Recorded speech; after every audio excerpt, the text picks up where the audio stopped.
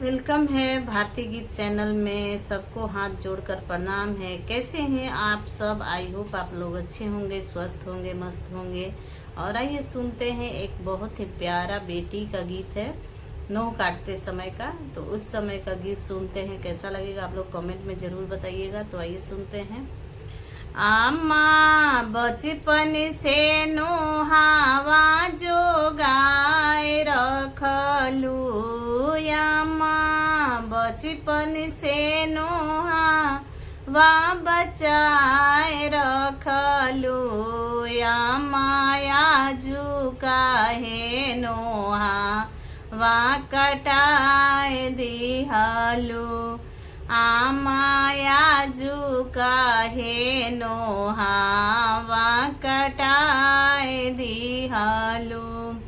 चाची बचपन से नोहावा बचाए रखलू, चाची बचपन से नोहावा बचाए रखलू, चाची आजू काहे नोहावा कटाए दिहलू।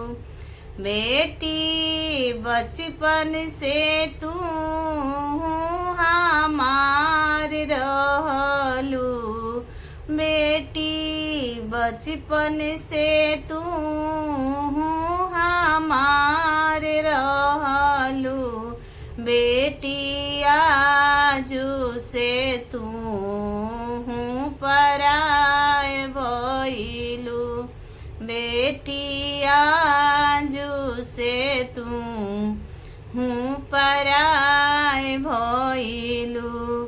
आमा हम तो आखी के पुतरिया रहनी, आमा तहरे तो आखी के पुतरिया रहनी, आमा कौने करने हमके तेज दिहलू, आमा कौने करने हमके तेज दिहलू, आमा बचपन से नोहावा बचाए रखलू, आमा आजू काहे नोहावा कटाए दिहलू।